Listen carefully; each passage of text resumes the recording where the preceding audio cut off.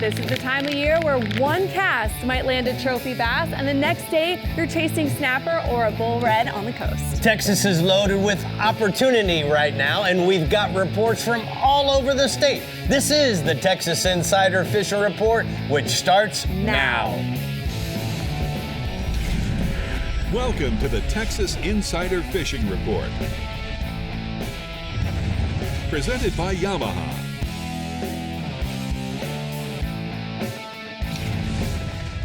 Welcome to another week of the Texas Insider Fishing Report. Memorial Day weekend is almost here, which means a lot of Texans are getting ready to hit the water, fire up the grill, and spend some time outdoors with family and friends. And the fishing couldn't be any better right now either. And you know what, speaking of fishing, Rick, you just got back from a tournament recently. I got blown back from Texas. I'm gonna just tell you, when you think it blows in Texas, you don't know anything. So you're saying it was windy a little bit? It blew 30 knots.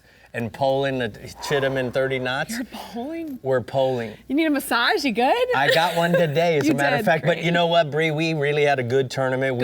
We were a little bit short on the thickness of our fish, but we were in the right size fish. So Mason and I are really jonesing, working very, very well together. I'm really, really excited about fishing with him the rest of the season. So it's just going to be a matter of time. We just keep plugging away. Congratulations, and you were fighting against the elements. And oh, those elements were a mother. We're going to talk about it at the Rigs and Techniques when we get there this afternoon. Yes, we are. Whenever. All right, well, this is the kind of weekend where the coolers are full, the boat ramps are packed, and the fish are still chewing. So let's start in the Project's Middle Coast region with Captain Bank Grimes. Do you know anything about windy, Bank?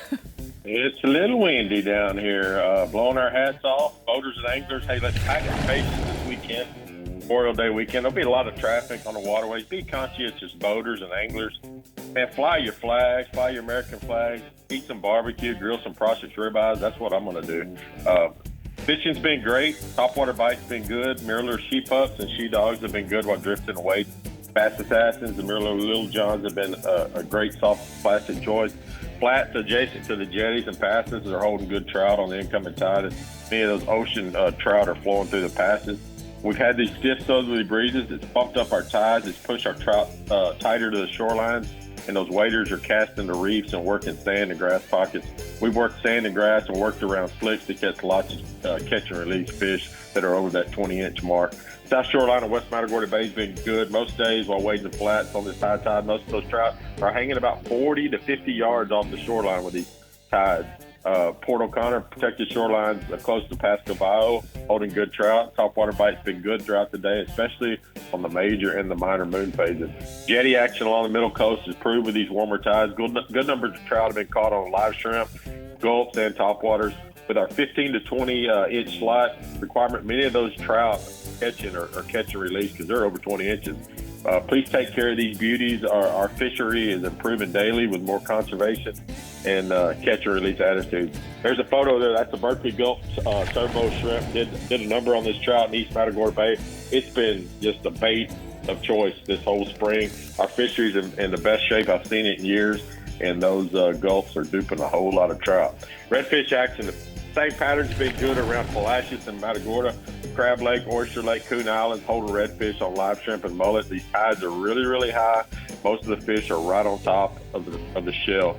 Waders have found redfish tight the grass of the bloated tides. Those smaller shrimp are hiding in those grass with the high tides, and those reds are getting in there in that grass and rooting them out. You see a shrimp hopping, make a cast to it because it's probably got a redfish underneath it. Best bet for reds continue to be along the beach as well. Slot-sized reds have been caught in the first gut. We had a little surf action last week. It got calm for a day, and then it started blowing again. But, man, the surf greened up, and there was a lot of fish in that first gut. Surfside and Port O'Connor jetties are holding big reds, too. Some are using crack loop crabs. Some are free-lining Gulf shrimp or Carolina rigging these large table shrimp. Lots of slot-sized black drums been right on those same reefs the redfish have been on as well. It's a good plan B on those days when it really, really blows. Offshore action. It's been blowing, but guide Michael Quebec has been choosing his day. Said the ling and amberjacks are showing. Red snapper are good in state waters in the 10 to 15 pound range. There's a lot of sargassum, a lot of seaweed out there. It's going to be great for our Dorado and triple tail throughout the summer. Big schools of redfish and sharks near the beach. Cobia in full swing. Our Gulf water temperatures eclipsed about 80 degrees this week. Wahoo are on the deeper rips and trash lines. But one thing about it, kingfish have been kind of tough to find. Memorial Day is to kick off the summer. Catch a fish with a family this weekend. Take a boat ride, fly a flag. Pack some crushed dried sausage and jerky for the boat. Pick up a few of those tender ribeyes for the grill. Be patient with other boaters. Have fun. Fly your flag. Go USA. All right, Bink, sounds good. You know what? As we speak, we're putting together for the 4th of July a Prosix grill box. So I'm gonna actually be coming there in a couple of weeks. We're gonna sit down with everybody at Prosix and talk about what needs to be in the grilling cooler for the 4th of July, because we all know we're gonna be grilling on that day. I'll be We're getting going to be grilling. All right, man, thank you so much. We're gonna take a look at the Mirror hotspots from the Middle Coast region. Bink says that, look, trout, they are good on the grass beds in Port O'Connor on gulps and top water on the incoming tide. The bull redfish are good at the jetties in Matagorda, Port O'Connor, and Port Aransas, and Freeport. So go to those jetties and go get with it. You just get to go talk about what's going to be in a cooler. Yeah, man. That's amazing. Isn't that cool? You have such a cool job. I do, and wait till you see what I got in this week's cooler. Ooh, it's the Coming month of in. May cooler. I love it, I love it. All right, between the tournament action, hot summer bites, and fish stacking up all over the place, there's a lot to talk about in the Startron Middle Fresh region. So let's hear from Matt Loescher. What's up, Matt? What's up, guys? Yeah, we've got a lot going on over here. You know, as we transition from the spring towards the summertime, things are changing, but it's mostly for the good. So let's talk about some largemouth bass here. First off, starting here at Toledo Bend, we've got the water level still sitting about 2.5 feet low. Not much has changed lately. We just haven't had much rainfall, but the clarity is as good as I've ever seen it because of that. That's been the nice part about low rainfall this year, is water's got that nice aqua green color to it. It's keeping that clarity really good, letting the grass grow. It's been a great thing. The fishing's been good this week. We had the big bass splash in town this last weekend, so I'm going to recap that real quick. Toledo produced a ton of big fish like it always does. It took a heavy 4-pounder to get a check most of the hours for that event. There were a few hours there where some 3-pounders snuck in there. The wind really beat on the guys all 3 days, so I'm sure that hurt the weight slightly, but it might have helped the bite a little bit too, because the Toledo Bend bass love a good south wind, so it's kind of a double-edged sword there. Most of these big fish are being caught in about 10 to 20 feet of water right now. Some are being caught with forward-facing sonar presentations, and some are being caught with traditional methods out of the timber and the brush, using worms and jigs, just old-school fishing like we've been doing forever. For the numbers of your average-sized fish, just your solid keeper-sized fish, a Carolina rig is great in about 15 to 25 feet of water. Not so much around the cover. Those fish are just more oriented to the shad. And then those bigger fish are in that heavier cover like I mentioned before. For the plastic on that Carolina rig, bass, assassin, shad is really hard to beat in your watermelon colors. Man, they just love eating that thing when they're on those shad like that. You drag it behind that Carolina rig, they can't stand it. And I got a photo for you of our winner here from the big bass splash this past weekend. That's Trace Antoon of Henderson, Texas. He's got his winning fish there at the big old 10.3 pounder, so congrats to him. Man, what a nice fish. All right, what else you got for us this week, Bob? All right, let's bounce over to Sam Rayburn. My buddy Barrett Benefield with LTD Guide Service says that the water level, is holding steady about 8.2 feet low over there. The lake has not fluctuated much at all lately, so I don't know if the gauge is stuck or if they're just letting it out as it's coming in or what, but it's holding steady. The fish are getting a little deeper this week over there. They're starting to move out more into that 18 to 25 feet range. With the lower water level over there, these fish love to get farther offshore really quickly. As we get early into the late spring and early summer, they're already getting out there a little deeper, and they're going to be sitting around stumps and brush. And you're going to want to work that cover with a big worm or a jig for big bites. And then once again, for those schools of fish, you're going to want to hit them with either a Berkeley dredger crankbait in that sexier shad color. That's a great one. Good numbers bait, and it catches some big ones too. Or that Carolina rig with a shad or a creature bait on there in your watermelon colors. All right, tell us about the crappie. Crappie here for a minute. Coming back to Toledo Bend, and the crappie bite has just been awesome on Toledo lately. The fish are in 20 to 30 feet of water now. They're hanging around in the timber and the mouths of the coves and creeks. They're suspending about 10 to 18 feet down from the surface. They're biting on minnows and jigs, both pretty good right now. Minnow bite is super easy right now. Just drop a minnow tight line style with a big split shot weight right down below the boat. You get it right over the top of them. They're not too skittish right now, and you can catch them good like that. Or you can drop a jig down there. The jig bite's great too on those panfish assassins, tiny shads. They're still liking that monkey milk or the bluegrass color on a light jig head. And I've got a photo for you this week of the Laperouse family with some big old white crappie there that caught with me recently. Nice. All right. Give us some Sam Rayburn. Yeah, let's back over to Rayburn for a little more crappie fishing. The crappie bite on Rayburn has been getting really good as well. They're holding in about 20 to 30 feet of water near the mouths of the drains and the creeks. They're holding out on the timber and the reefs over there. And they are just hammering the minnows and jigs as well. Lots of big numbers coming out of Rayburn right now on the crappie. My buddy Brandon O'Neill was over there on a guide trip recently, and I've got a photo for you of what they caught here with some guys with big old cooler pools. Nice. Man, you can all this. Tell me about these bluegills, bub. Yeah, let's talk about one more species here. Got to touch on those little bluegill. They're too much fun not to talk about. Lake Conroe's really been putting them out lately. That they are just sinking the corks over there, man. You can find them bedded up and free all the way out to 15 feet of water. Catch them on all kinds of baits. The little Berkeley nibbles work great, as do crickets and worms. Your live bait options are good. Whatever you want to throw that a brim might eat, they'll probably use if you think they might. Also in Toledo Bend, the bluegill bite has gotten really good. They've invaded our timber and our brush piles. They're over the top of the crappie right now. They're sitting in that 15 to 25 feet range, but they're only suspended about 6 to 12 feet down from the surface. So they're still up shallow near that top of that water column. And you can literally catch as many as your heart desire. I mean, it's just crazy. They're not picky about what bait. Just like at Conroe, they'll bite the Berkeley nibbles. Live bait options are great too. So just go have fun catching them. They're great for the adults and the kids. Go have fun with it. That sounds like a fun time, bub. Thank you so much. Great report from the Middle Fresh region. We're going to go ahead and take a look at the hot spots. He says the bass are settling into their summertime, the spots in the deeper water on Toledo Bend and the Sam Rayburn. The crappie are on fire in those two lakes as well. They are 20 to 30 feet. And then the bluegill bite, it is on fire on Lake Conroe and Toledo Bend in the shallows and the deep water. You know, they call those when they're so big that you go to grab them, you can't get your hand around them, so people have a tendency to push them against their breast, and they call them breast brim.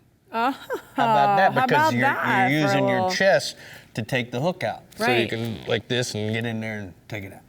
That's kind of cool. That's cool. I didn't know that. Breast brim. You need to try that sometime. Well, maybe not. Makes sense. Okay. All right. Well, it's all about the ladies over at the Rigs and Techniques today. So we're gonna go do a little chest brimming over there, and then when we're heading to the lower coast region, we're talking about trout. They're chewing along the drop-offs, and the offshore boats are starting to stretch their legs. So we'll be right back. Stretching legs. The Texas Insider Fishing Report is brought to you by Yamaha. Reliability starts here.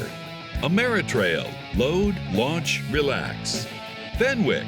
Feel everything. Bahio. Blue light blocking, radically clear polarized fishing sunglasses. Sportsman's Adventures with Captain Rick Murphy. Fishing for adventure. Berkeley, your fish, our science. Proshek Smokehouse, pack your cooler with Texas smoked meats. And Skeeter Performance Fishing Boats, eat, sleep, fish. Well, we're here at the Parts View workbench. You know, Bree, we were talking earlier at the beginning of the show about the conditions that we had in Texas in this redfish tournament, but we weren't the only ones that were fishing a tournament. They had these Babes on the Bay, which is a tournament that I understand they had over 400 boats, which means 3 anglers to 4 anglers per boat, 1,200 to 1,600 girls, all fishing, you know, in that one day, that Saturday. And it came to my attention that I know how beat up I got on Friday because it was literally blowing 30 gusts into the 40s and we're pulling a skiff around. But it came to my attention, it was like, golly, you know, I know how, and I'm a veteran when it comes to fishing in crap weather. I've been doing it for 50 years. Yeah. What about the people that are just trying to be out here, the babes on the bay, trying to have a good time? So I thought this would be a great time to talk to you about some of the things that you do to make an uncomfortable situation Comfortable. more comfortable and more enjoyable. Yes, and well, there are more and more lady anglers getting into the sport every day. So, you know, this was easy for me because this is my bag. This is literally what I bring on the boat. This is what I wear. And being comfortable is so important, for sure, especially when the conditions kick up. So I thought that we could talk about, first of all, clothing essentials. Right. You know, it's all about layering.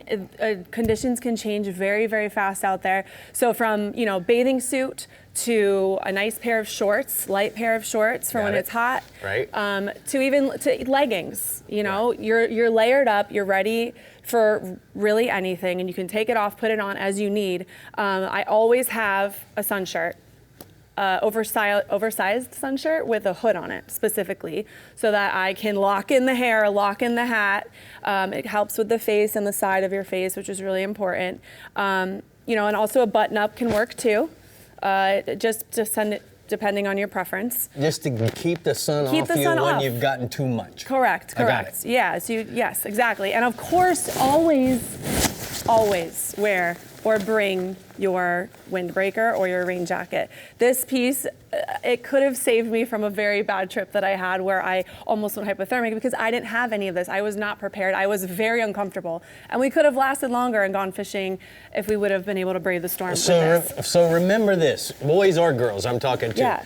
When you get in the boat, if you're in a center console, a bay boat, a little skiff, get in a position when it's rough and there's spray coming over the boat to where you now can put your hood up, and more importantly, you Turn can around. face backwards. And now what's happening is the water's hitting you in the back, the wind's hitting you in the back. It's not running down the front of your chest and making Pelting it your miserable, face. pelting your face. But speaking of face, what about buffs? So buffs are essential for me. I always have two on the boat, or on me personally. I wear one around my head to cover my hair so it doesn't dread up or get tangled, that I have to spend hours brushing it out after. And the other one I wear around my face or around my neck at all times. There's So two. you're using the buff as a hair tie. Correct. It's like a headband that goes around your head like this. So it covers these little baby hairs. It's important for us women, okay? We're not high maintenance women, but still we have needs. Of course. And you don't understand that. Well, I can't relate to how your hair No, you would get can't. knotted and up. it's important and it matters. You know, we're out there, we're with the guys, but you know, us women have also like hair needs and skin needs. Speaking of skin too, you know, you have your buff around your face, but you always want to wear SPF. I have a tinted moisturizer. I call this my savior bag here. It has everything I need, from my tinted moisturizer for my skin I put on all day long, to chapstick, to even a pair of pliers, because every girl needs a pair of pliers to themselves, because you're going to want to take your own fish off the hook, Right. tie your own leader on, whatever it may be. At least you're prepared. You don't have to wait for somebody else to do that. You know, it's right in there with my brush that you can use along with, yes, Carrying an extra hat. sunglasses. Obviously, polarized sunglasses are always a must. And then offshore, when you're catching those big fish, it's very important to have one of these cushions so that the rod butt doesn't bruise you. I got you. So all of this can fit into one tiny bag. We don't need to be bringing a big old duffel on board, but you know, definitely a good pair of shoes too, so you're not slipping all over the place. 2 pairs of socks. Yeah, because if one pair gets wet, there's Yep. nothing like having dry feet. Correct. So all of this, you know, is my little essentials female bag to help you stay comfortable on the water. Man, I to hope- catch more fish. I hope that helped all you guys and girls. Exactly. Because it certainly helped me. I like that. Good, Rick. Yeah, Good, Rick. now I know how to deal with my hair. Yeah, there you go. All right, from calm grass flats to open Gulf water, the lower coast region is giving anglers plenty of reasons to burn some fuel right now. So talk to us, Chad. Look at you. Hair clip. Hair clip. I tell you what, can't believe it's already Memorial Day weekend, and I'm ready to go fishing. We're going to have a good time this coming weekend. So we're going to talk about some inshore fishing first. The trout fishing, it's really picked up, which is normal this time of year. They're kind of moved along the ICW, right in the drop-offs. And then right off the ICW, if you move in like 100, 200 yards, they've moved into those grass beds and sand pockets. So right now, if you're looking for some good trout action, we've been heading south out of Port Mansfield. We've been getting down by the cabins, and we're fishing the edge, like I said, on that ICW. The best way to come in from that flat, if we come from South Padre or Mansfield or Corpus or anything like that, come in from the flat side, the east side. You know, don't run straight down the ICW. Go from the east side. That way you don't disturb any of the fishing area like that. What you can do is just pull in, just idle up off the drop-off, look at your bottom sounder or know where the edge is at. You can see it normally on a good green water, stuff like that. But power pole down right on the edge, might be 2 feet on one side and 14 on the other. I definitely use 2 power poles on my boat, which keeps the boat completely stable, which is great. You can fish 3-4 guys off the front. They don't rock side to side or do anything. It works great. Right now, it's just the time of the season. Live croaker free line's working really good. If you're fishing that deeper water in the ICW, you can add a chatter weight to it. It's working really good also like that. It gets that bait down a little bit deeper when you're fishing at 10, 12 feet of water down there. If you're using some soft plastics, saltwater assassin sea shad's working really good. Or you can get a popping cork right on the edge of that grass line, works really good also with the turbo Gulp turbo shrimp on there, and work it real tight to that edge right there. You don't want to cast out in that 15 foot of water. You want to get right on the edge of that grass line.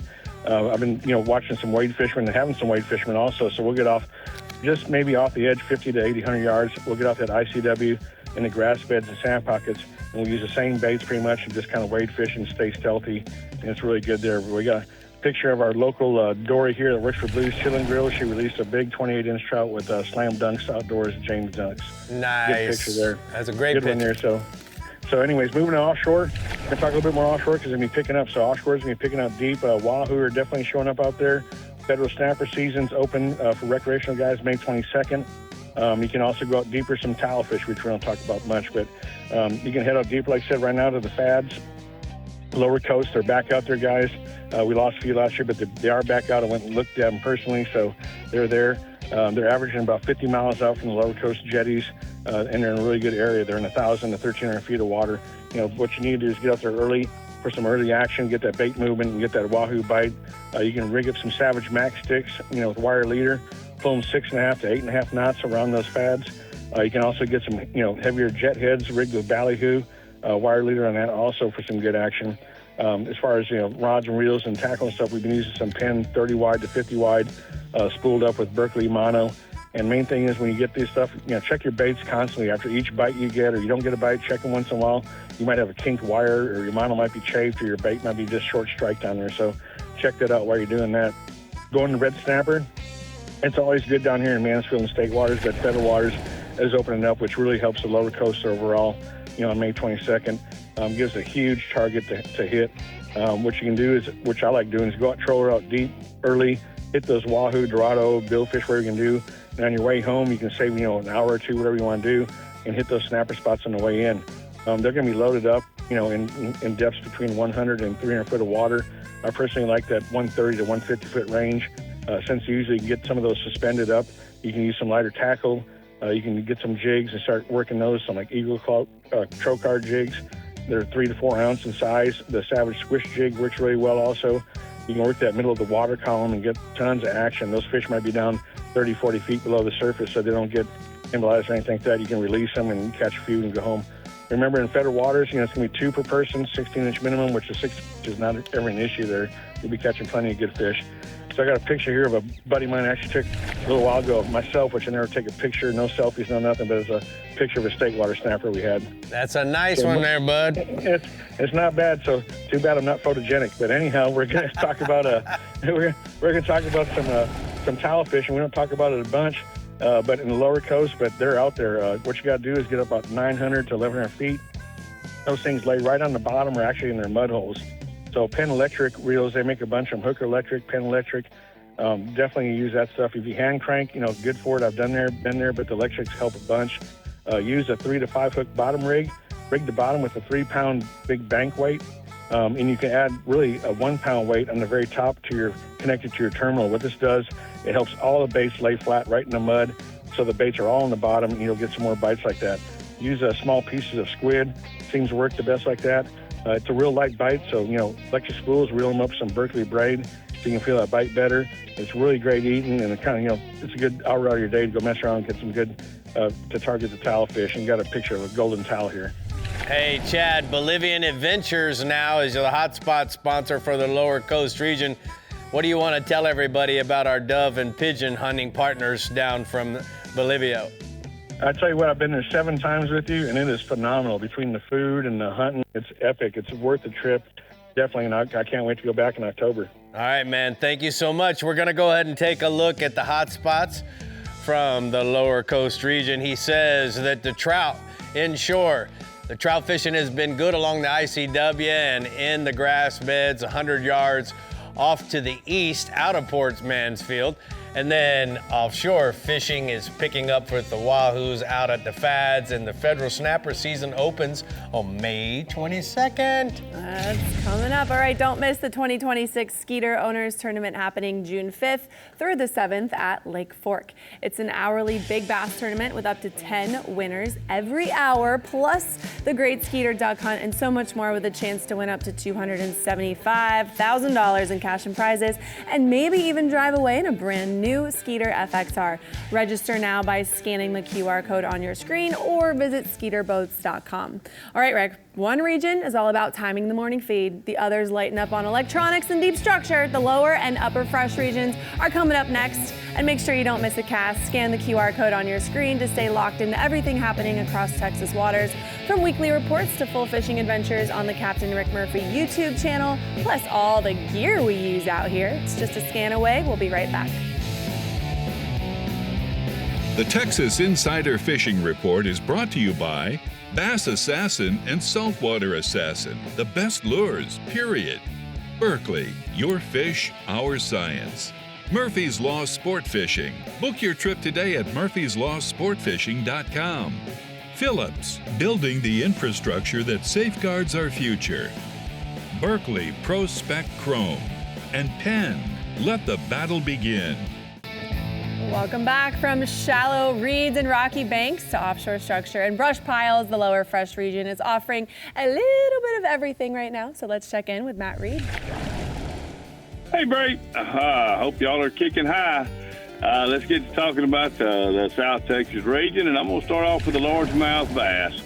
Greg Boyd sent me a report from Fayette County. It has been very good this past week.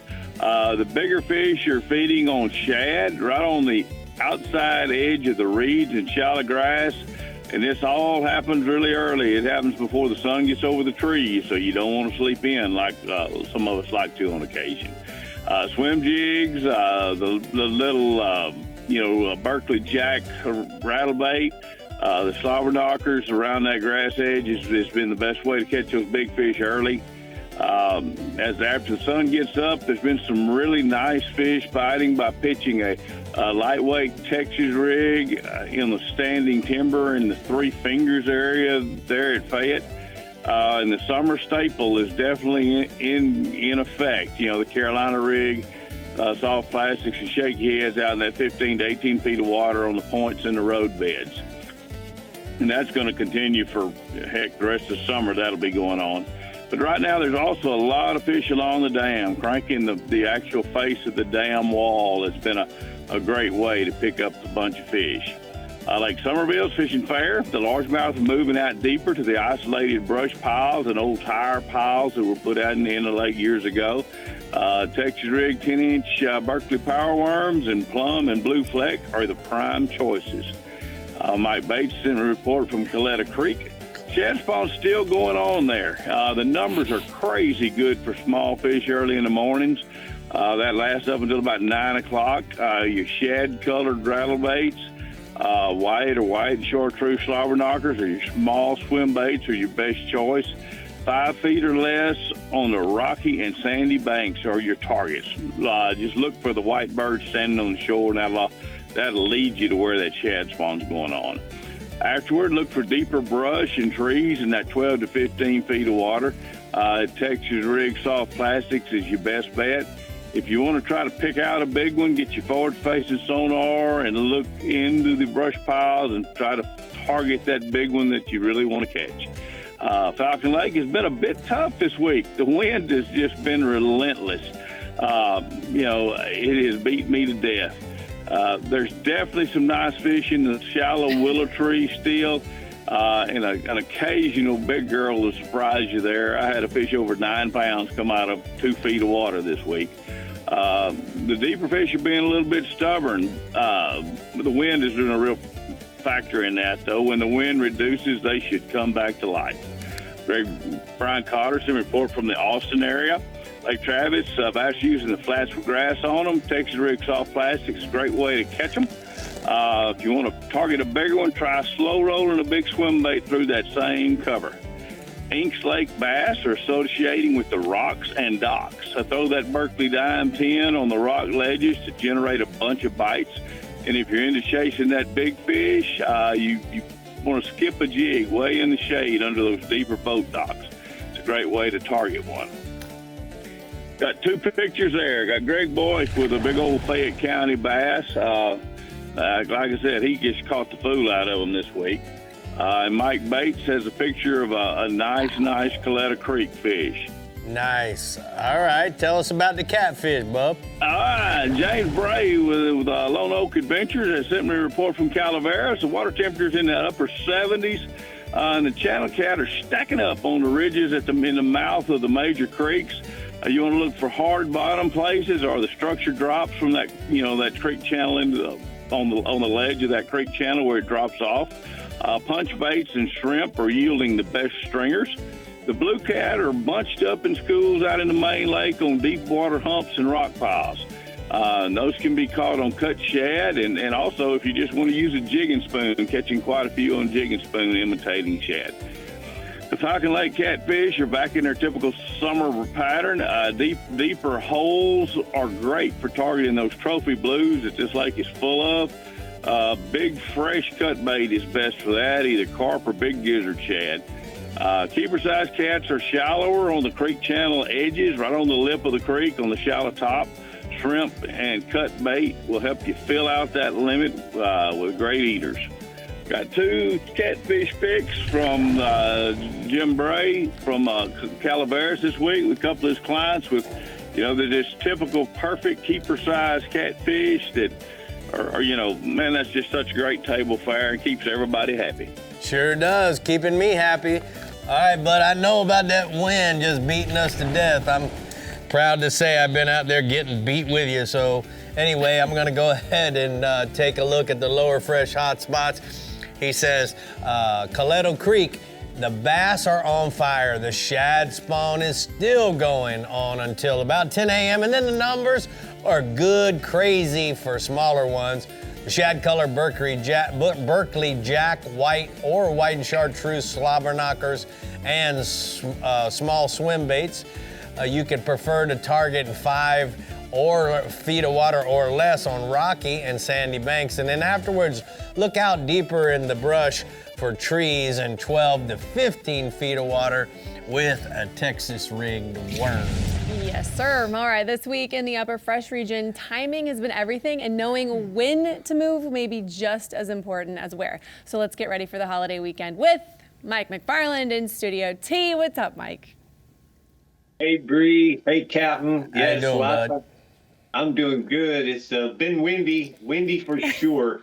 That's been the battle. If you can fight the wind on Fork, you're still really all the upper fresh. You're still catching fish here because that's what we do. Let's tell you about it. Hey, exciting too. Looking forward. Yes, like Bree said, the Skeeter event is coming here. Bass fishing on Lake Fork, the world famous Lake Fork, is really, really hot. There's only 2 baits you need: a Berkeley Jaywalker and the jig. But let me tell you, lake level is 400.85, which is about 2 foot 3 inches below pool. We've been on the rise. We just got 5 inches. So 72 to 80 degrees. You can start out the crack of dawn with a Berkeley Jaywalker, hit the shallow main lake point. Look for blue herons. Now with this fresh water, you could actually still throw frog in the backwaters.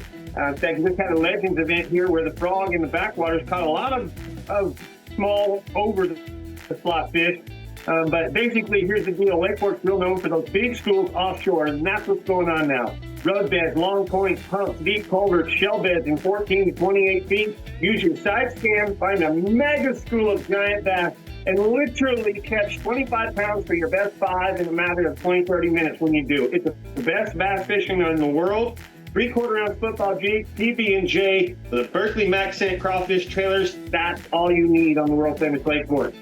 All right, don't forget, you can find me and come fish with me at the world famous on thelakeforkguide.com. Let's go to Tawakoni.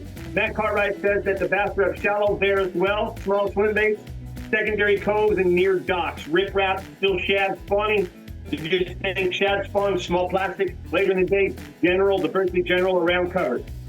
Texoma. Daniel Armstrong says the smallmouth bass, they're still rolling really good for post-spawn patterns. Early with live bait and top waters. Got to be out early for that early action with chasing and feeding on bait. Once the sun gets up, you got to pull out and slow down. But Berkeley poppers, the Berkeley max set feature crawfish style baits on a drop shot rig will catch you these beautiful smallmouths. And listen, here's a beautiful picture from Daniel. I love these fish. They're so pretty. I'm so used to seeing all these largemouths. You see all these beautiful bronze back and the red eye. I love that. Don't you, Captain? As I do too, man. That's really a cool picture. All right, what else you got for us this week? I got crappie from Jackie Wiggins as always. He says there's no changes from last week. The black crappie in 14 to 24 feet. They're everywhere on entire reefs, points, ledges, brush piles.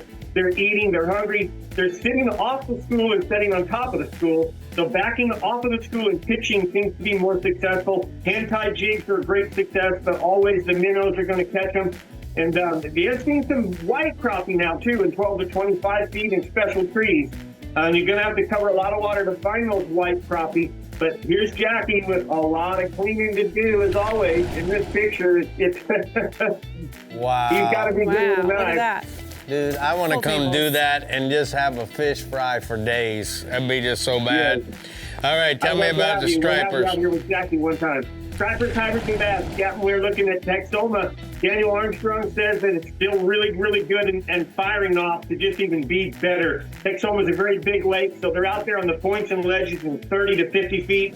They're slab spoon fishing. Really, he says you can catch them any way you want. Live bait, slab spoons, early in the morning, top water. Texoma and the stripers get along.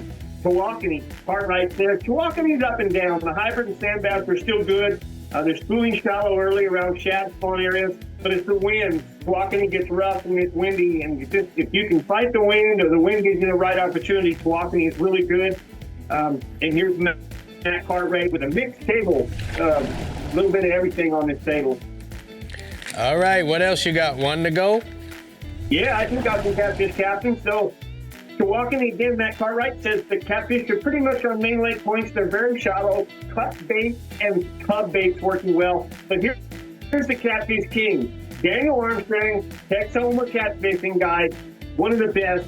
I mean, he says Texoma is time. The channel catfish bite is incredible. They're filling really good limits. Tub bait, Mr. Cheese Whiz, whatever you want. Whiskers cheese bait. But they're getting ready to spawn there. And here's a nice table, actually a tub from Daniel, picture of a tub with a few stripers mixed in. But Daniel's great at that. That's what I got for you this week, guys. Again, looking forward to the feeder event here in just a couple of weeks on the world famous lake course. All right, man, thank you so much. We're gonna go ahead and take a look at the hot spots. He says Lake Fork, the offshore bite for trophy-sized bass is setting up nicely. Mega schools of giant bass are congregating on the humps.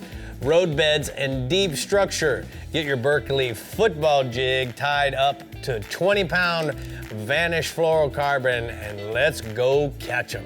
Let's go catch them, guys. Amen to that. All right, up next, it's time for some new products at the Parts View Workbench.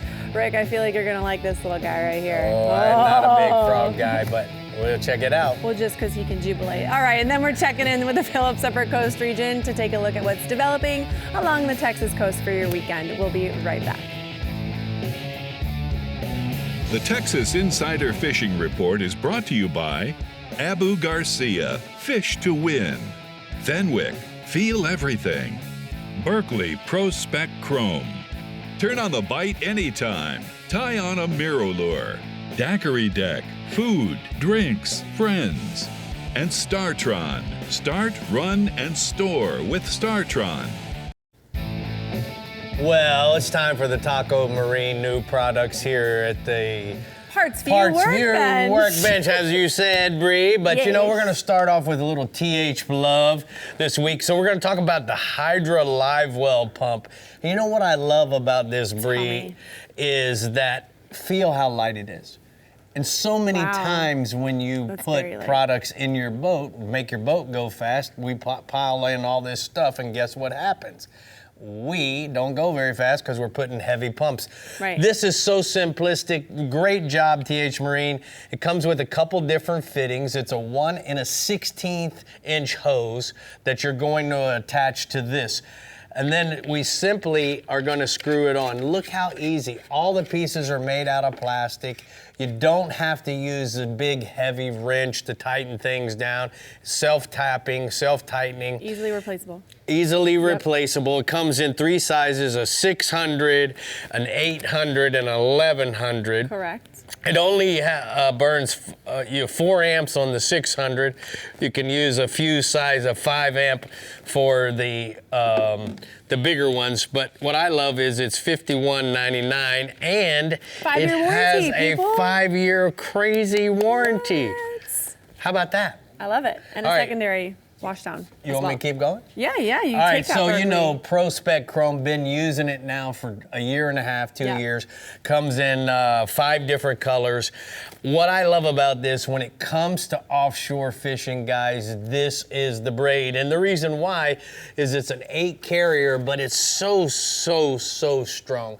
So we got a variety of colors. We got yellow, blue, white, orange, and then all high visibility, right? all high vis, and then we have the metered line as well, which changes every 25 feet. Love that one. It's but great for using electric reel applications, you know, and certainly a lot of the top offshore guides are using it for their bottom fishing because you got to be able to feel the bite. And since braid has come along, you just feel him swim by it and you can hook him. Yep. Am I doing the frog and too? be strong. The Savage Tough Frog. Yes. I mean, if you want to. No, I want you to. You said you didn't really I like don't frogs. like frogs in real life. All right, so this is the Tough Frog made by Savage Gear. 12 times tough TPE for increased durability, an updated Z hook, as you can see. There's 2 in each pack here, per pack. It's weedless rigging, silicone floating legs, and it's also scent infused, which is great. And it's solid for no water intrusion, which is great.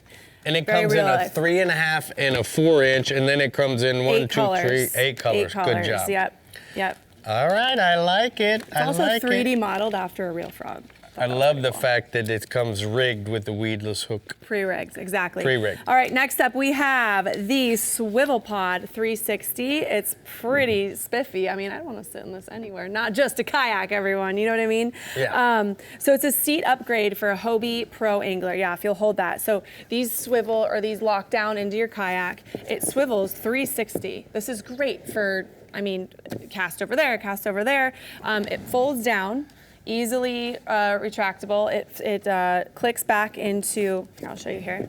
It clicks back. All you got to do is push this, and it comes right up. So for trailering purposes, it's not sticking up in the wind. It doesn't catch the wind and then, you know, break your here. Correct. So it's comfortable, ergonomic design. It's made with very durable fabric to withstand wind, salt, all the elements and stuff.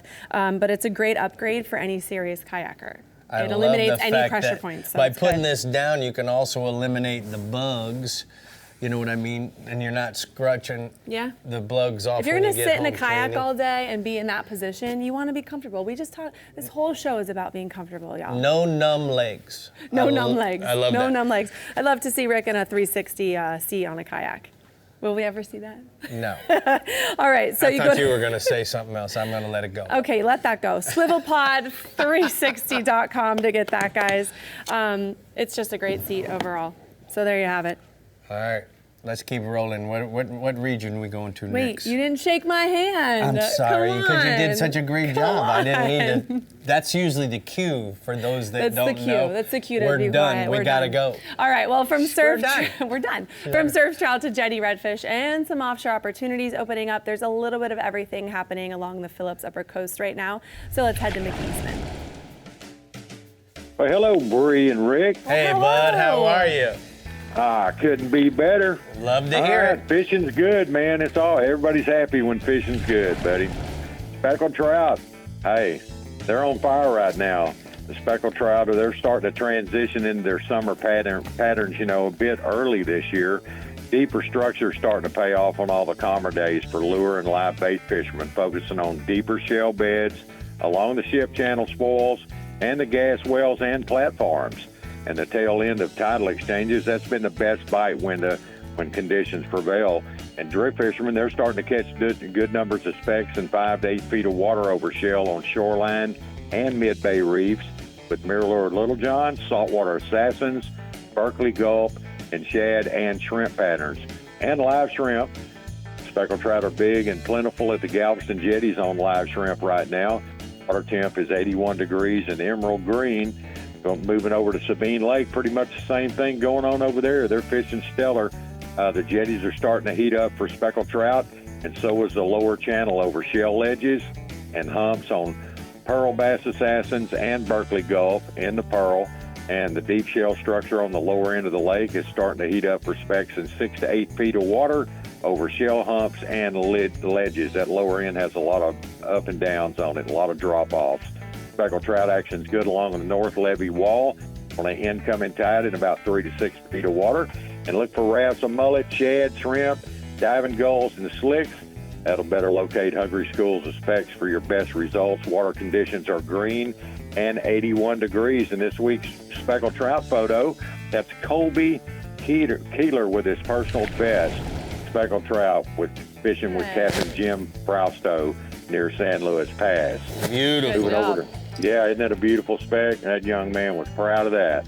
And looking at redfish action, it's still good, and it's good in several areas across the bay system right now. Upper back bays in the San Jacinto River system, they're still producing slot reds on soft plastics and live shrimp over shell and drop-offs, especially near rock groins and drains. And the upper end of Trinity Bay and East Bay, they're still turning out good numbers of redfish, deep and shallow. And over in West Bay, coves with drains and area backwaters, they're producing solid numbers of redfish on Berkeley Gulf, spoons, and topwaters. And the Galveston jetties, red hot right now on slot-sized redfish using live shrimp and finger mullet. And the Sabine Lake jetties, they're good for slot redfish right now on live shrimp, Berkeley Gulf, and soft plastics. Fish shallow along the rocks on the incoming tide, and that outgoing tide near drains and bayous is working best strategy right now when conditions are favorable. Look for, birds working in the middle of the lake and calm conditions for bigger schools of those redfish over there. Water conditions are good and 81 degrees. This week's redfish photo, that's Mike Ashcroft with a stud of a slot redfish. Boy, that is a fatty. Isn't that that's a pig there, buddy. That's a toad. All right, and moving to offshore, good news coming up. Red snapper recreational fishermen, they're going to get an early opening for snapper season in federal waters this year. That'll start May 22nd, and the charter for hire guys, their season starts June 1st. That's all just in time for the CCA start of this tournament kicking off Memorial Day weekend. And this red snapper photo, that's courtesy of Outcast Charters in Galveston, taken by Captain Sharky Marquez. So, Mickey, I got a question for you. I'm listening to your report, listening to Bink's report, listening to Chad's report. A lot of the guys are talking about the back lakes for redfish. As you know, I'm fishing some redfish tournaments. Yes. Tell me exactly what would be considered a back lake. Well, any of your, like up bayous into an estuarine, you have all these marsh ponds and back lakes, similar to, not as vast as Louisiana, but here in Texas we have bayous, like just say East Bay, for instance. You go up Little Pasture Bayou, and then it opens up into marsh lakes all in there that are, 2-3 feet of water. You can access a shallow running boat in there, good at sight casts for redfish, or look for, shrimp jumping, all kinds of signs. When those redfish are running those grass lines in there, it's like taking candy from a baby, man. So one quick question, does that mean that those bayous are usually on the west side of those big bays? No, on the south side and the north side. Trinity Bay, we have bayous on both sides and drains. Okay. West Bay is pretty much the same. All right, well, I can tell we're going to have to further this conversation on the down low, but I appreciate you taking the time to enlighten me. I appreciate it. Hey, you bet. Love you guys. Y'all take care. We love you too, bud. We're going to take a look at the daiquiri deck hotspots. My man Mickey says beachfront on the Bolivar Peninsula and Galveston Island beachfront are producing some nice speckled trout when the surf is flat and green. Galveston and Sabine jetties for speckled trout and slot redfish remains on fire as well. And speaking about fire, look what happened I know, we're making processed snacks. In the meantime, Rick, you're gonna freak out with this video. Tell me. We're in the water. Let's roll it. Okay, so we're wade fishing, Yes. right? Uh-huh. We're on a fish. Right. We're on a fish. I think another fish is on a fish, and it's really big. Oh my God. I guess that can happen when you go wade fishing, y'all. So Where are you going, all the young whippersnappers? Where are they going? they're scared. They're That's scared. it. I That's believe exactly what you do when you've got a shark encounter. Run crazy and whatever. Ready to eat. We're ready to eat. This Yes. is Rick's. What's in Rick's cooler? This is the Process. monthly cooler. Look what they sent me. Turkey tenderloins or turkey tender smoked. So good. And we got some Memorial Day jerky ready. with jalapeno We'll and see mild you cheddar next week, cheese. guys. Be safe. Whoa.